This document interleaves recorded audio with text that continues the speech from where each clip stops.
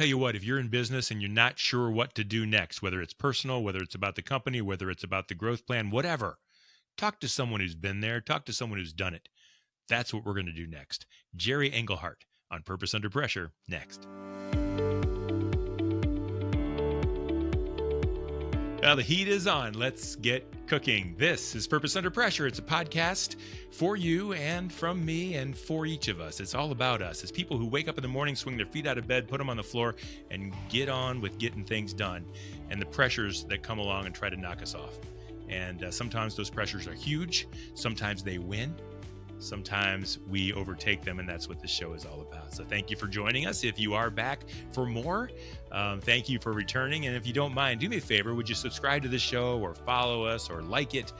Tell your mom and dad, whatever you might need to do to get the word out. I appreciate that. There are those out there that don't know this show exists. And if we're going to impact them, they need to listen too. So if you don't mind helping me spread the word, I really do appreciate that. Purpose Under Pressure is brought to you by my friends at Sandler by the Ruby Group. They are serving sales professionals nationwide from their Akron and Columbus, Ohio locations. They're also doing it in Jacksonville, Florida. They provide sales training for your sales teams, business growth for your business leaders, your admin staff, everything that has to do with building a business on purpose the right way. That's what the Ruby Group is going to do for you. So they do it on purpose. They are one of the highest performing Sandler outlets in the nation, and they deserve that. So you could do yourself a favor just by reaching out.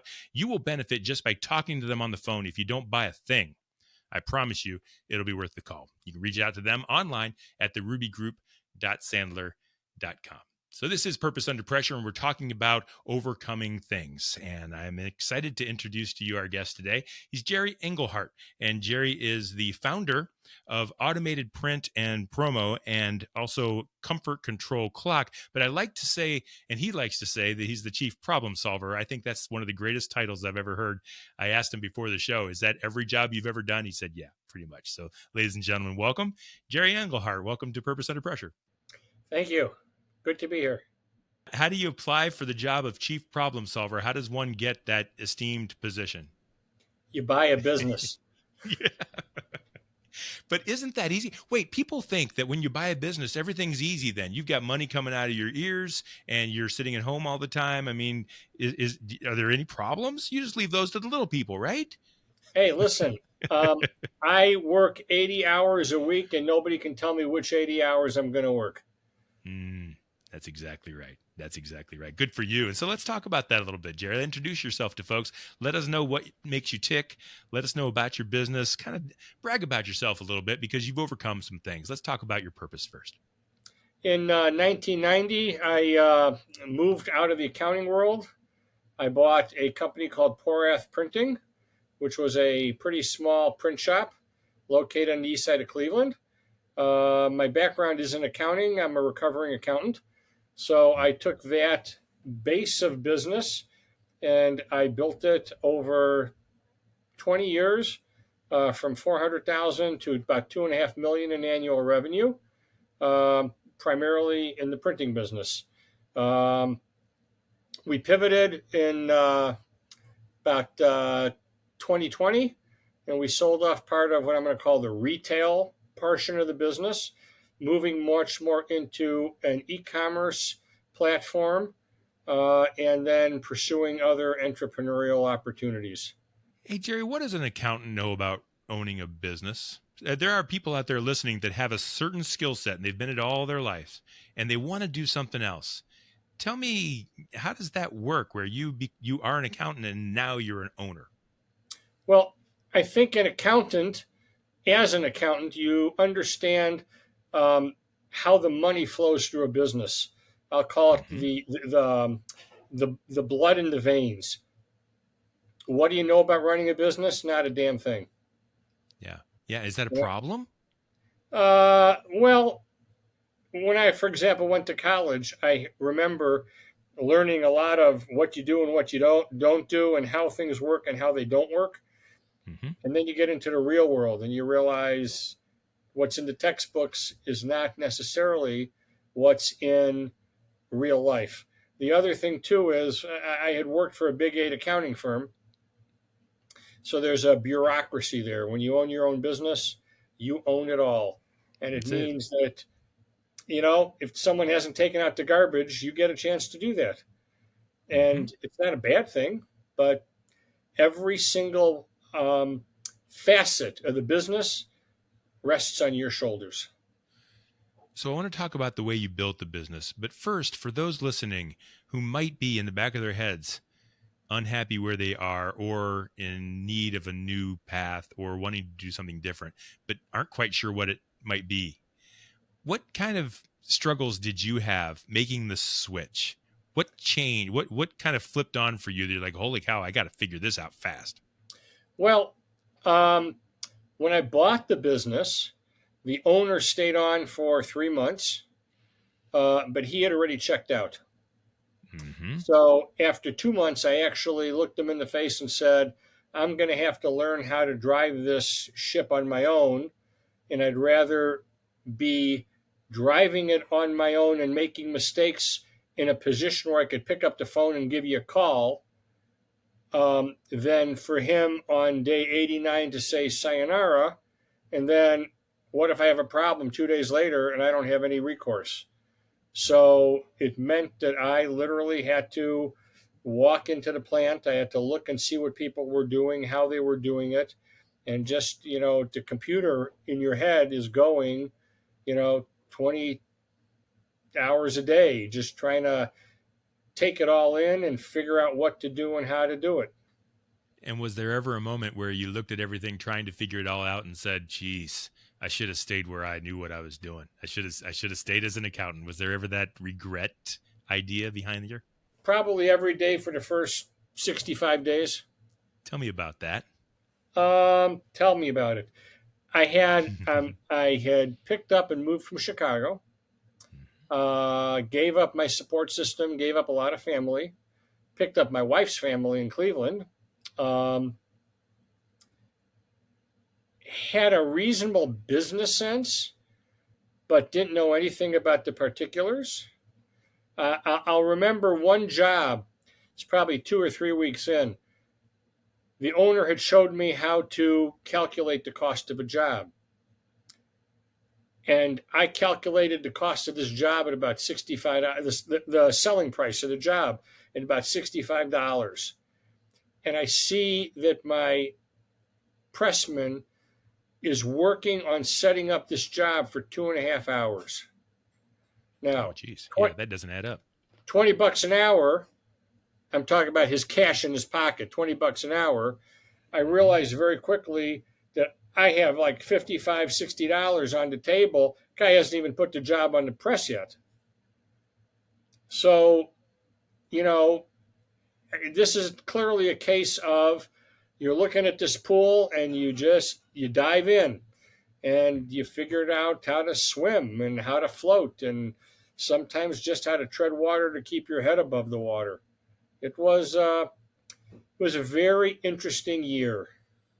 Yeah. And you mentioned that. You've mentioned interesting year. You also mentioned about 65 days in, things started to turn around a little bit. And I'm wondering how you started to feel that. Was it something that changed? Did you do something different? Or were you just getting comfortable? Because 65 days isn't a terrible amount of time other than the constant churning in your gut, right? Well, I think I had my eyes open. I was learning. I was starting to become a little bit friendly with the people who were in the business working for me. Mm-hmm. And the owner got out of my way. Yeah. Yeah. And then what happened? Then we started to find a little bit of a rhythm, and I started obviously to feeling a little bit more comfortable. But I would say it probably took a good 6 months before I really started seeing all the pieces come together. The seller's mother was working in the business, and she was at that point becoming a bit toxic also. So she ended up leaving, which again was a good thing. Mm-hmm. But at that point in time, I started to automate the business, put in a computer system, but didn't have any computers, didn't have anything like that in it other than for production. Um, and the ball starts to roll and it starts to pick up a little bit of momentum on its own. The other thing I will say as I'm thinking about this now. So I was an accountant. Okay, that's great. I had to go sell. Yeah, that's And what you don't think go together. and COSI, the Council of Small Enterprises in Cleveland, put out a flyer for Sandler sales training. Okay. And I remember that direct mail piece was in my office for probably about 10 minutes before it was stamped and had the all my information checked off to go get sales training. Okay. And I started there on my route with Sandler. And it wasn't the Ruby Group, because I don't think the Ruby Group was even around at that point in time, but it was another franchise entity. And Mm-hmm. then I started to learn how to sell. And that also, as I started to gain success from using the techniques of the sales training, that also started to build up confidence. Yeah. Without this becoming a Sandler commercial, sales training is sales training, and selling well is selling well. What did you need to understand? What did you need to learn about selling? A lot of people I don't want to be a salesman, but they're picturing somebody kicking tires in a lot on a Sunday, right? What did you learn about selling that really made a difference in your business?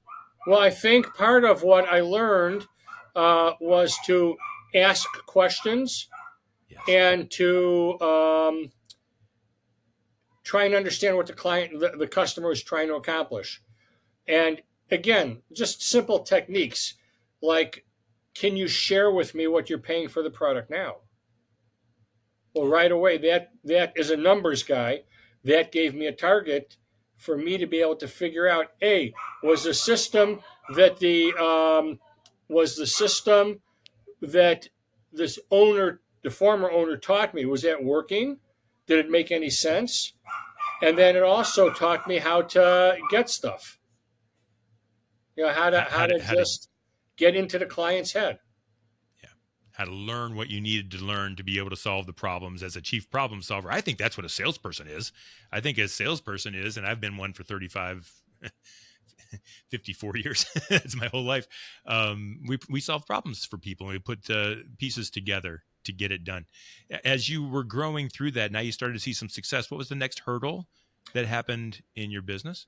Well, we wanted to build. I wanted to build the business. The mother and son team that owned the business were eking out a living. And it's not a judgment, but and I was a young guy at the time, 30 some odd years old, and we had 3 kids at the time, and I needed to make a career out of this. So I needed to learn how to grow the business. And the first inflection point came when we were interviewing for a bookkeeper, and she had been working for a print broker. Why are you looking for a new job? They're going to close their doors. I said, really? Do they have a book of business? She says, yeah. And what are they going to do? I don't know. They're going to close their doors. So I got on the phone and I talked to her former employer, and I ended up buying their business. So that brought in probably another $200,000 worth of business, and gave me a salesperson. And that was came from their business that had all the relationships already built and was building from there. Good. And that was the first of 7 acquisitions we did. Oh, wow. How over how many years? Probably about 15. Yeah. So almost up in, just recently you haven't been acquiring very many, but almost the entire history of your business. Yes. Was your goal when you left as an accountant, was your goal to run your own business? Was it to start something and do something different? Was it to be more successful? Like, what was the driver when you decided to buy the business and to grow the business? Was it business sense, or was it something more personal? Well, I would say it was very personal. Being an accounting guy, I was the controller of a company in Chicago, and I was hired to basically restructure their accounting department, put in a whole new software system, and he had a bunch of other goals. And they said, if you can get this done in a year, we would be thrilled. After 6 months, we had completed everything they had asked for, everything was running smoothly. And the biggest thing was their accounts receivable was down to below an average of 30 days. And they called me into their office and they said, we really appreciate everything you've done for us. And we're going to give you a 5%, a $500 raise, which amounted at that point in time to be about 1%. I was going to say, not $500 a month, $500. $500. And I just remember thinking about that for a day or two and going,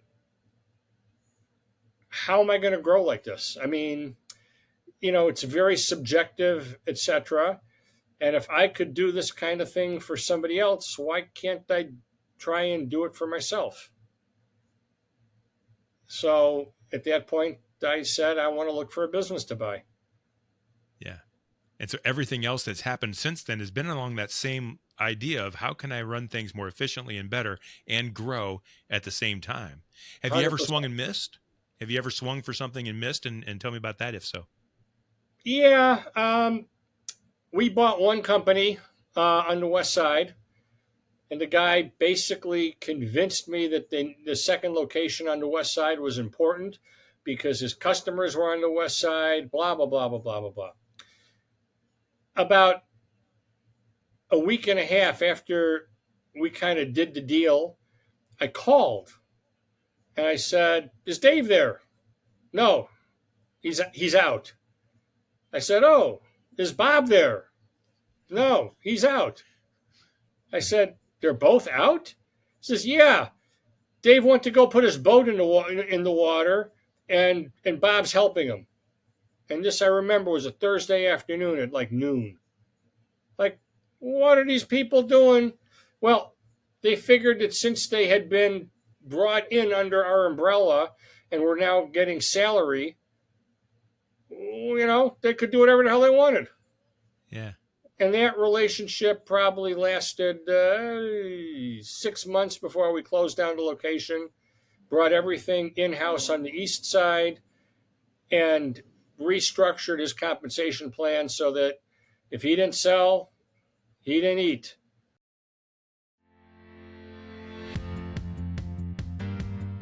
Everyone in the organization needs to know how to sell. Sales is the strength of any company. Whether or not you're in marketing, operations, or even finance, everyone has a strong shared accountability towards driving top-line revenue. Whether or not you're client-facing or talking over the phone, you're able to build a stronger level of rapport with the clients.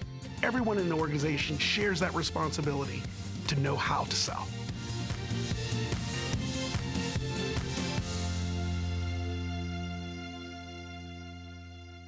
All you can do is that. I think it's important that you realize that it's also hard to take the step to fix it. It's sometimes it'll take care of itself. I'm interested. One of the problems that businesses have nowadays, one of the biggest problems, is hiring and employment. And people will complain about the workforce and the availability of people who want to work. They'll talk about how to motivate a worker. They'll talk about, you'll see a sign out there for, $15 an hour, $18 an hour, $24 an hour. I don't think it makes a difference anymore. I think people have changed. What have you learned through owning these businesses over time that's allowed you to make good decisions as far as your employee base, keeping people or maybe generating new opportunities to work for you? Well, most of my employees have been with me for a long, long time. Is that right? Most of my turnover, most of it came from female employees who had babies. Starting families, yes. Starting families, and I absolutely refuse to try and give them any kind of pressure to come back to work. No. If they could stay home with their kid, then you know what? You need to do that because you only have one chance at raising your kid, and you'll have a bajillion opportunities to make money over the course of your life. But we're a family. I mean, we're a family-run business, and we are very much personable with our people. We trust them. We expect them to do what they're supposed to do. We don't micromanage. And in the course of my career, I've learned from mentors and coaches or whatever to clearly express your goals and what you expect them to do and stay out of their way, which is the hardest part of all that. It's not them doing the work, it's that you empowering them to do what they need to do. And they're happy. And if they're happy, then it's not easy for them to go find another place. Over the course of our career, I've had 3 or 4 people who've quit, and within 2 weeks, kind of came knocking on the door asking if their positions were still open because the grass was not greener. No, the grass is only green where you water it, is something I read recently. I'm interested in whether the things that you did to keep them there, the family idea, the approach, is that something, how do I ask this? It's so hard, I think, to trust others with your own business, and yet you seem to be able to do it. Is it something you constantly struggle with? And how are you able to actually make it so that it's something you kind of quote unquote brag about?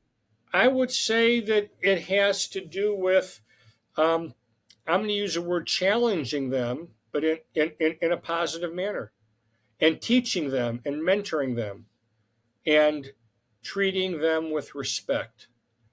It's a little story. I was out of town for a couple weeks. My wife had surgery, and I was gone for 6 weeks. And I came back in town, and it was a Thursday. I came back, and I said, we're having lunch on Friday. So I said, I'm bringing in lunch. Yeah. Well, I brought in lunch, but I also brought in, and we have a team of 6 people, 6 bags with a rotisserie chicken and a couple sides. And I put that in the refrigerator, and we had lunch. I thanked them all for holding down the fort. And then I looked and I said, and tonight when you go home, dinner's on me. In the fridge are 6 bags. They all have the same thing. It's, a rotisserie chicken, a couple sides. Yeah. You guys really worked hard. You covered all the bases. And now you can go home on a Friday evening and just kick throw something in the oven for a little bit and kick your feet up and don't now have to worry about dinner. And 2 people started crying.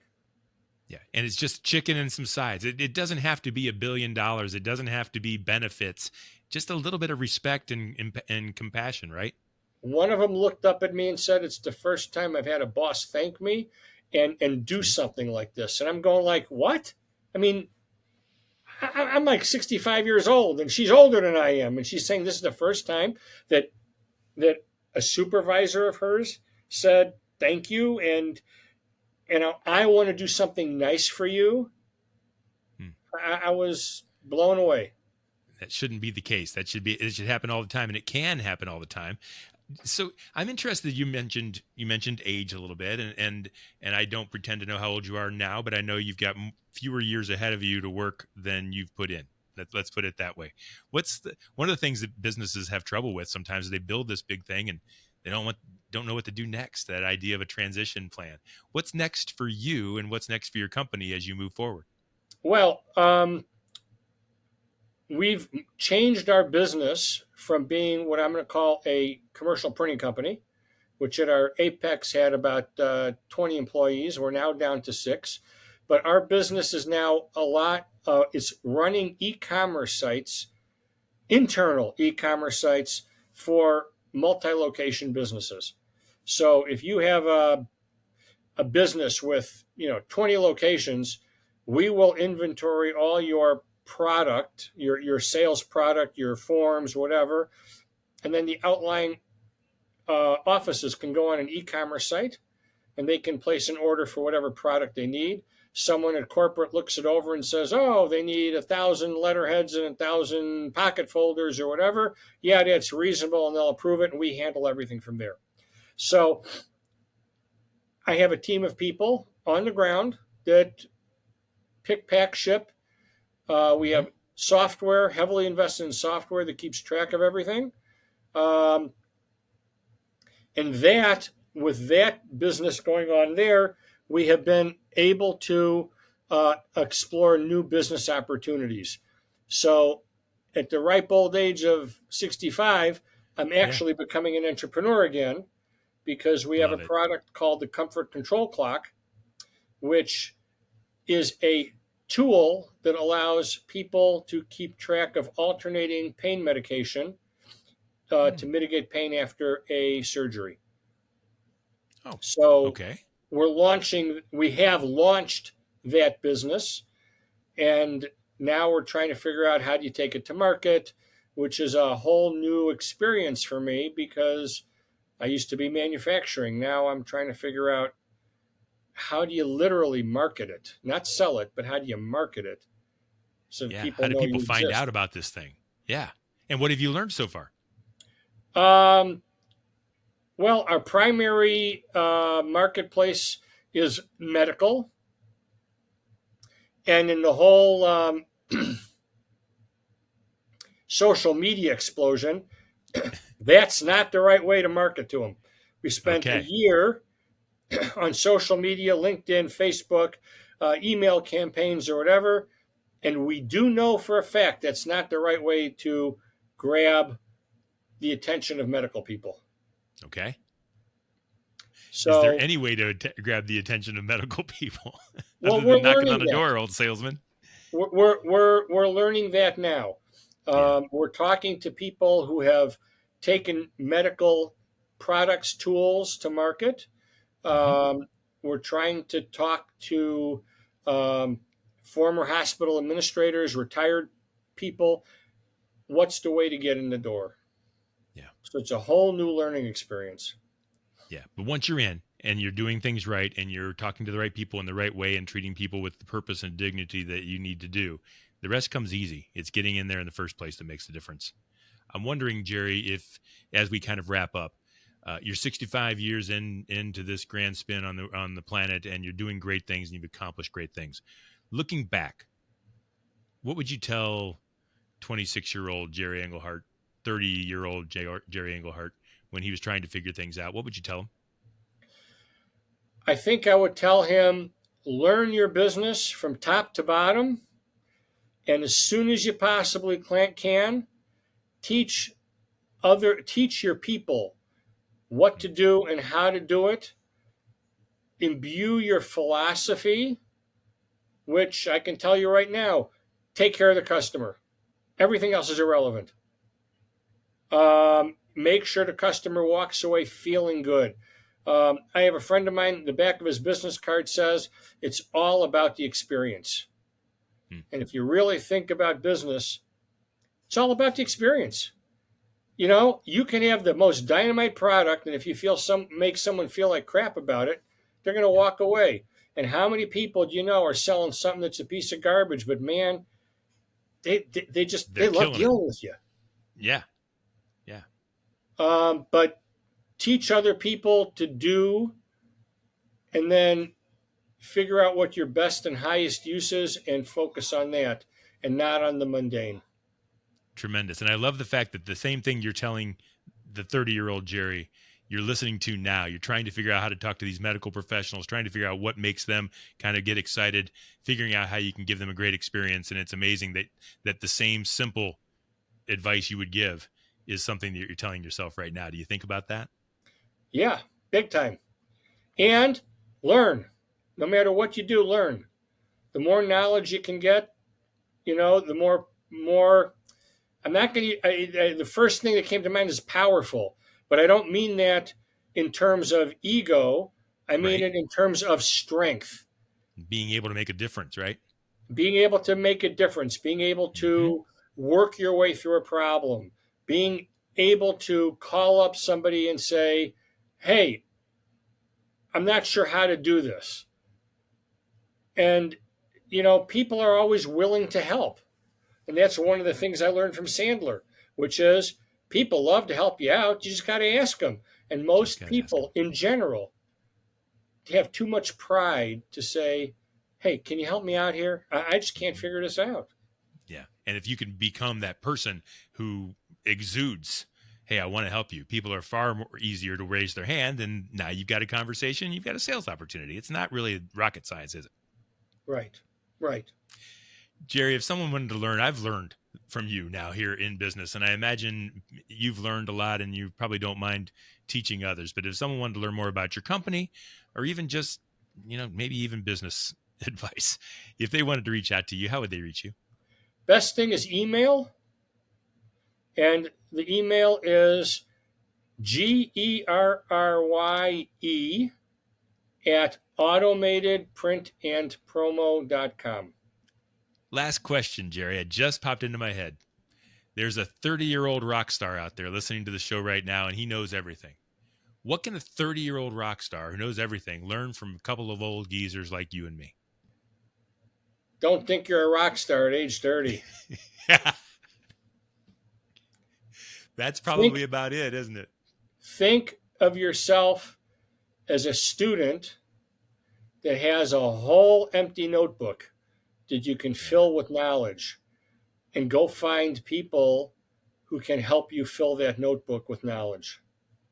I love that. That is great advice, and that's how we will end this show, folks. I know there's people out there just like I was, just like Gerry was, that are thinking, what am I going to do next? There's too much pressure. I've got a family to take care of. I've got a house bill to pay. I've got responsibilities. And so they're afraid to take that next step, to step out of their comfort zone and do something different. And like Gerry just said, just go figure it out. Be open to learning, be open to opportunity, be open to risk, and just continue to learn. And we can learn a lot from people like Gerry. We can learn a lot from people in our businesses that have done it before. And like Gerry said before too, you just need to ask. A lot of wisdom there. That's Gerry Engelhart, Chief Problem Solver. I love that title. I need to hire one of those here. I guess that'd be me. And he's also the owner of Automated Print and Promo and Comfort Control Clock, which he is building to the next great company as he does it. Thank you very much, Gerry Engelhart, being my guest on Purpose Under Pressure. Show is brought to you by Sandler by the Ruby Group. We gave them a couple of plugs here today, and that is not because they paid for it. That is because they deserve it. Sellers are under pressure to perform, and Sandler helps you to succeed on purpose. You're going to find all past episodes of Purpose Under Pressure at bryanmediastrategies.com/podcast and wherever you stream your favorite shows. We do this every week. I hope you enjoyed this show, and we'll see you next time on Purpose.